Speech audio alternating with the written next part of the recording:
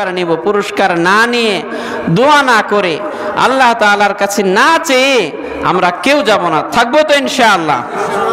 আল্লাহ রাব্বুল আলামিন আমাদেরকে সাদর সম্ভাষণ জানানোর জন্য মোড়ে মোড়ে ফেরেশতারা দাঁড় করিয়ে রেখেছেন। প্রত্যেকটা মোড়ে মোড়ে ফেরেশতারা আমাদেরকে সালাম দিচ্ছেন এবং বলতেছেন যে বাহ, আল্লাহ রাব্বুল আলামিনের ওই বান্দা কতই না উত্তম, যেই বান্দার প্রতি আল্লাহ নিজে সন্তুষ্ট হয়ে আল্লাহ রাব্বুল আলামিন এতগুলো কসম খেয়ে বলেন আমি আল্লাহ আজকে এই আমার বান্দাদের সকল চাওয়াগুলো পূর্ণ করে দেব। সুবহানাল্লাহ। তো মুহতারাম হাজিরিন, সময় যেহেতু অল্প, গুরুত্বপূর্ণ কয়েকটা বিষয়। একটা হচ্ছে সাদাকাতুল ফিতর, এটা ঈদের আগেই আদায় করে দেয়া, আমরা আদায় করেছি তো ইনশাআল্লাহ।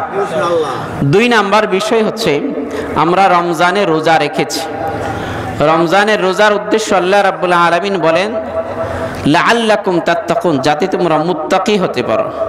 কারণ তাকওয়া এমন এক সম্পদ, আল্লাহ রাব্বুল আলামিন সূরা হুজুরাতের মধ্যে বলেন ইন্না আকরামাকুম ইনদাল্লাহি আতকাকুম, তোমাদের মধ্যে সর্বোত্তম ওই ব্যক্তি, আল্লাহর কাছে সবচেয়ে সম্মানী ওই ব্যক্তি যে তোমাদের মাঝে সবচেয়ে বেশি মুত্তাকি।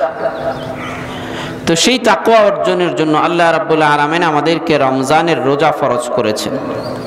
তো এই জন্য আমরা সারা মাস রোজা রেখেছি। আল্লাহর হাবিব সাল্লাল্লাহু আলাইহি ওয়াসাল্লাম অন্য এক হাদিসের মাঝে ইরশাদ করেন মান সামা রমাদানা, যে ব্যক্তি রমজানের রোজা রাখলো, সুম্মাত বাহু সিত্তাম মিন শাওয়াল, এরপরে শাওয়াল মাসের 6টা রোজা রাখলো, কানা কাসিয়ামিদ দাহর, সে যেন সারা বৎসরের প্রতিটা দিন সে যেন রোজাদার অবস্থায় কাটালো। সুবহানাল্লাহ। মাত্র কয়দিন? 6 দিন। 6 দিন রোজা রাখার বিনিময়ে আল্লাহ রাব্বুল আলামিন কি বলেন? সে যেন সারা বৎসর রোজাই কাটাইলো। সুবহানাল্লাহ। আমরা যেহেতু এক লাগাতার 30 দিন রোজা রাখতে পেরেছি, 6টা রোজা রাখতে পারবো তো ইনশাআল্লাহ? সবাই পারবে ইনশাআল্লাহ। এই জন্য আমরা সবাই বাকি 6টা রোজা রাখার চেষ্টা করব। আল্লাহ রাব্বুল আলামিন তৌফিক দান করুন।